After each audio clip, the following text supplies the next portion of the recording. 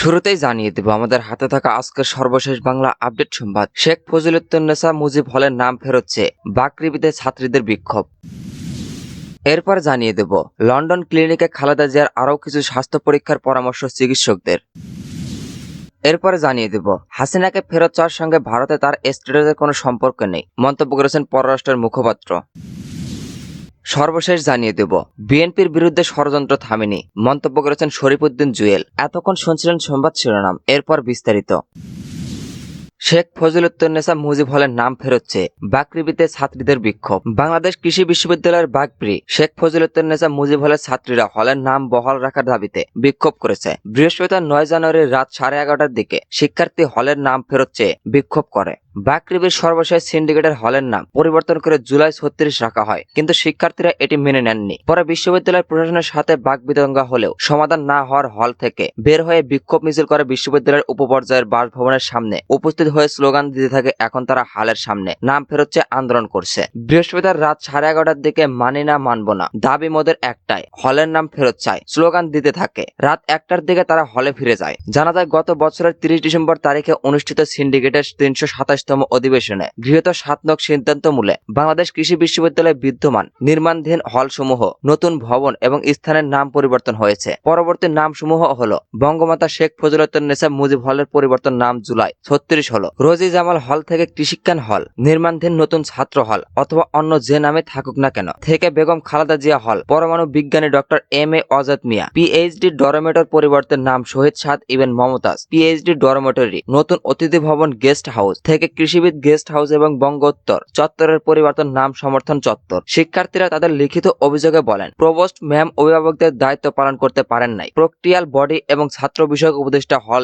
এসেই ফ্যাসিবাদের দোষর ট্যাগ দিয়েছেন। সাধারণ শিক্ষার্থীদের বিশ্ববিদ্যালয়ে আমরা আবাসিক শিক্ষার্থী কারা এমন উস্কানিমূলক বক্তব্য দিয়েছেন। আবাসিক শিক্ষার্থীদের কাছে আইডি এবং ফ্যাকাল্টি জানতে চায় এবং হুমকি দিয়েছেন ভাইবা বোর্ডে ফেল করিয়ে দেয়ার। সহকারী প্রক্টর অধ্যাপক ডক্টর মোহাম্মদ মুনির হুসাইন স্যার বঙ্গমাতার সাথে এত পীড়িত কেন এমন বক্তব্য দিয়েছেন হলের নাম মেনে না নেওয়া সহকারী প্রক্টর আনিসুর রহমান মজুমদার টিটু। স্যার ব্যক্তিগত অ্যাটাক করে একজন শিক্ষার্থীর সাথে বাজে ব্যবহার করেছেন এবং তুমি ছাত্রলীগ এমন অপবাদ দিয়েছেন। শিক্ষার্থীরা দাবি করেন নতুন পরিবর্তন নাম জুলাই 36 চায় না, পূর্বের নাম বঙ্গমাতা শেখ ফজিলুন্নেছা মুজিব হল বহাল চায়। সিন্ডিকেটের প্রতিক্রিয়া জানায় সম্ভব সম্পন্ন করা হোক এবং সম্পন্ন না হওয়া পর্যন্ত পূর্বের নাম বহাল থাকবে। অভিযোগ অস্বীকার করে সহকারী প্রক্টর দ্বয় বলেন, আমরা এমন কিছু বলিনি, তারা বিষয়টি বিভিন্নভাবে বুঝেছে।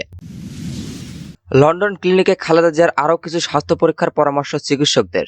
লন্ডনে চিকিৎসাধীন বিএনপি চেয়ারপারসন ও সাবেক প্রধানমন্ত্রী খালেদা জিয়ার স্বাস্থ্যের বিভিন্ন পরীক্ষা সম্পন্ন হয়েছে। বৃহস্পতিবার the London clinic A cardiologist, ICD specialist, international medicine specialist এবং ফিজিওথেরাপি স্টেশন অন্যান্য বিশেষজ্ঞ চিকিৎসকেরা তার স্বাস্থ্য পরীক্ষা করেছেন। তারা আরও কিছু পরীক্ষা করার পরামর্শ দিয়েছেন। সে অনুযায়ী ইতিমধ্যে কিছু পরীক্ষা করা হয়েছে। বাংলাদেশ থেকে লন্ডনে আসা খালেদা জিয়ার ব্যক্তিগত চিকিৎসক এজেএম জাহিদ হোসেন স্থানীয় সময় বৃহস্পতিবার সন্ধ্যায় এক ব্রিফিংয়ে সাংবাদিকদের এই তথ্য জানিয়েছেন। তিনি বলেন, আগামী 2-1 দিনের মধ্যে পরীক্ষা নিরীক্ষার পর্ব শেষ হবে। জাহিদ হোসেন আরো বলেন, বড়দিন উপলক্ষে কিছু বিশেষজ্ঞ চিকিৎসক এখনো ছুটিতে আছেন। তারা এসে খালেদা জিয়াকে দেখবেন, সে অনুযায়ী তার চিকিৎসা পদ্ধতি কি হবে সে বিষয়ে সিদ্ধান্ত নেবেন। বাংলাদেশ থেকে আসা চিকিৎসা বোর্ডের সদস্যরাও আছেন, তারাও ওনাদের দ্য ক্লিনিকের চিকিৎসকদের সঙ্গে আলোচনা ও পরামর্শ করে খালেদা জিয়ার বর্তমান শারীরিক অবস্থা অনুযায়ী চিকিৎসার পরবর্তী ধাপ নির্ধারণ করবেন। খালেদা জিয়ার ব্যক্তিগত চিকিৎসক আরও বলেন, বিএনপির ভারপ্রাপ্ত চেয়ারম্যান তারেক রহমান, তার সমধর্মীয় জুবায়ের রহমান, প্রয়াত আরাফাত রহমান, কোকর সহধর্মিণী শামিলা রহমান ও খালেদা জিয়ার নাতনিরা সার্বক্ষণিক পাশে থেকে তার মানসিক একাকিত্ব ঘুচিয়ে দেওয়ার চেষ্টা করছেন। 79 বছর বয়স্ক খালেদা জিয়ার লিভার সিরোসিস, কিডনি সমস্যা, হৃদরোগ সহ বিভিন্ন জটিল রোগের উন্নত চিকিৎসার জন্য লন্ডন এসেছে। গতকাল বুধবার কাতারের আমিরের পাঠানো এয়ার অ্যাম্বুলেন্সে করে গত বুধবার যুক্তরাজ্যের স্থানীয় সময় সকাল 9:15টায় লন্ডনের হিথ্রো বিমানবন্দরে এসে পৌঁছান তিনি। বিএনপির ভারপ্রাপ্ত চেয়ারম্যান তারেক রহমান ও তার স্ত্রী জুবাইদা রহমান বিমানবন্দরে খালেদা জিয়ার বরণ করেন। বিমানবন্দর থেকে খালেদা জিয়াকে সরাসরি সেন্ট্রাল লন্ডনের দ্য ক্লিনিকে নিয়ে সেখানে ভর্তি করা হয়। 3বারের সাবেক প্রধানমন্ত্রী খালেদা জিয়া দীর্ঘদিন ধরে liver cirrhosis, kidney, heart, diabetes, arthritis নানা শারীরিক অসুস্থতায় ভুগছেন। 2018 সালে তাকে একটি দুর্নীতির মামলায় গ্রেপ্তার করা হয়েছিল। সেই মামলায় সাজা নিয়ে তিনি 2 বছরের বেশি সময় কারাগারে ছিলেন। কিন্তু বিএনপি নেত্রীর লিডার প্রতিস্থাপন খুব জরুরি হয়ে পড়েছে বলে বাংলাদেশের চিকিৎসকেরা অনেকদিন ধরে বলে আসছিল। এমন পরিস্থিতিতে দল ও পরিবারের পক্ষ থেকে 2020 সাল থেকে তৎকালীন আওয়ামী লীগ সরকারের কাছে বিদেশের চিকিৎসার অনুমতি চেয়ে কয়েক দফা আবেদন করা হয়, কিন্তু সেই সরকার তাতে সাড়া দেয়নি। গত 5 আগস্ট ছাত্র জনতার অভ্যুত্থানে আওয়ামী লীগ সরকারের পতনের পর রাষ্ট্রপতির এক আদেশে খালেদা জিয়া মুক্তি পান। এরপর দুর্নীতির যে দুটি মামলায় তিনি কারাবন্দী ছিলেন সেগুলো রায় বাতিল করে আদালত। এরপর তিনি উন্নত চিকিৎসার জন্য লন্ডনে যান। গত মঙ্গলবার কাতারে আমিরের পাঠানো বিশেষ এয়ার অ্যাম্বুলেন্স করে লন্ডনের উদ্দেশ্যে তিনি ঢাকা ত্যাগ করেন। হাসিনাকে ফেরত চাওয়ার সঙ্গে ভারতে তার স্ট্যাটাসের কোনো সম্পর্ক নেই মন্তব্য করেছেন পররাষ্ট্রের মুখপাত্র। ছাত্র জনতার রক্তাক্ত অভ্যুত্থানের মুখে পালিয়ে ভারতে আশ্রয় নেওয়া সাবেক প্রধানমন্ত্রী শেখ হাসিনাকে ফেরত চাওয়ার সঙ্গে দেশটিতে তার ভিসার স্ট্যাটাসের কোনো সম্পর্ক নেই বলে মন্তব্য করেছেন পররাষ্ট্র মন্ত্রণালয়ের মুখপাত্র মোহাম্মদ রফিকুল আলম। তিনি বলেন, বাংলাদেশের নাগরিক হিসেবে আমরা শেখ হাসিনাকে ভারতের কাছে ফেরত চাইছি। তাকে ফেরত চাওয়ার সঙ্গে ভারতের তার অবস্থানের ভিত্তি বা স্ট্যাটাসের কোনো সম্পর্ক নেই। সেখানে তার ভিসা থাকলো কি গেল তা আমাদের বিবেচ্য নয়। গতকাল সাপ্তাহিক মিডিয়া ব্রিফিংয়ে এক প্রশ্নের জবাবে তিনি এসব কথা জানান। মুখপাত্র আরো বলেন, সাধারণ পাসপোর্ট বাতিল হয়ে গেলে ভিসার কোনো বিষয় থাকে না। এর বাইরে বাড়তি কোনো তথ্য আমাদের কাছে নেই, তাই আমরা কোনো স্পেকুলেশন করব না। মুখপাত্র বলেন, বাংলাদেশের কোনো নাগরিকের পাসপোর্ট বাতিল হলে তা মিশনের মাধ্যমে যত দ্রুত সম্ভব সেই দেশের সরকারকে জানিয়ে দেওয়া হয়। আর কারো পাসপোর্ট বাতিল হলে তার ভিসার প্রয়োজন হয় না। বাংলাদেশের চিঠির জবাবে ভারত কতদিন উত্তর না দিয়ে পারবে এবং এর কূটনৈতিক প্রক্রিয়া কি, এ প্রশ্নের জবাবে তিনি বলেন, এর ব্ল্যাক অ্যান্ড হোয়াইট উত্তর হয় না। আমরা ভারতের উত্তরের জন্য অপেক্ষা করব।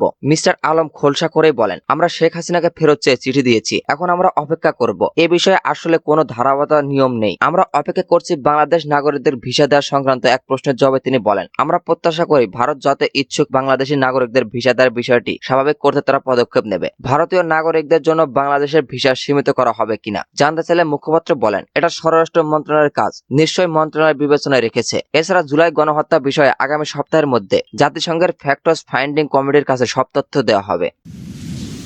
বিএনপির বিরুদ্ধে ষড়যন্ত্র থামেনি মন্তব্য করেছেন শরীফউদ্দীন জুয়েল। যুবদল ঢাকা মহানগর উত্তরের আহ্বায়ক শরীফউদ্দীন জুয়েল বলেছেন, ফ্যাসিবাদের পতন হলেও বাংলাদেশ এবং বাংলাদেশ জাতীয়বাদী দলের বিএনপির বিরুদ্ধে ষড়যন্ত্র থামেনি। পতিত স্বৈরাচারের দোসররা এবং স্বাধীনতার পরাজিত শক্তি এখনো সক্রিয়। তিনি যুবদলের নেতাকর্মী সবসময় সজাগ, সতর্ক ও ঐক্যবদ্ধ থাকার আহ্বান জানান। বৃহস্পতিবার 9 জানুয়ারি বিকেলে রাজধানীর বাড্ডা থানাধীন 97 নং ওয়ার্ড যুবদলের কর্মী সভায় প্রধান অতিথির বক্তব্যে জুয়েল এসব কথা বলেন। যুবদল ঢাকা মহানগর উত্তর শাখার সাংগঠনিক গতি বৃদ্ধির অংশ হিসেবে এই কর্মী সভা অনুষ্ঠিত হয়। শরীফউদ্দীন জুয়েল একটি সফল কর্মী সভা আয়োজন করায় 97 নং ওয়ার্ড যুবদলকে অভিনন্দন জানান। তিনি বলেন, একটি দলের সাফল্যের মূল শক্তি হচ্ছে দলীয় নেতাকর্মীদের শৃঙ্খলা। কর্মী সভার মূল লক্ষ্য হচ্ছে কর্মীদের মেলানবদ্ধ যোগ দিয়ে মহানগর এর সাথে কর্মীদের সেতুনবদ্ধ সৃষ্টি করা। জুয়েল বলেন, আন্দোলন সংগ্রামে যারা গুরুত্বপূর্ণ ভূমিকা রেখেছে, যারা রাজপথে ছিল, যারা বিগত স্বৈরাচার সরকারের হামলা মামলার শিকার হয়েছে এবং যারা দলীয় শৃঙ্খলা পরিস্থিতির কাজে জড়িত হয়নি, একমাত্র তারাই ঢাকা মহানগর উত্তর যুবদলের স্থান পাবে। তিনি বিগত আন্দোলনে বাড্ডা থানা যুবদল গুরুত্বপূর্ণ ভূমিকা রাখায় তাদের প্রতি কৃতজ্ঞতা প্রকাশ করেন। বিএনপির ভারপ্রাপ্ত চেয়ারম্যান তারেক রহমানকে উদ্ধৃত করে ঢাকা মহানগর উত্তর যুবদলের এই আহ্বায়ক বলেন, দলের নাম ভাঙিয়ে যারা অপকর্মে লিপ্ত হবে, যারা দুর্বৃত্তরা এ জড়িত হবে, তাদের স্থান বিএনপিতে হবে না, যুবদলে হবে না। তিনি বলেন, বিএনপি চেয়ারপারসন ও সাবেক প্রধানমন্ত্রী বেগম খালেদা জিয়ার উপর নির্মম আচরণ করেছে বিগত স্বৈরাচার সরকার। মিথ্যা মামলায় সাজা দিয়ে ওনাকে জেলে পর্যন্ত পাঠানো হয়েছে। তবে আমাদের মনে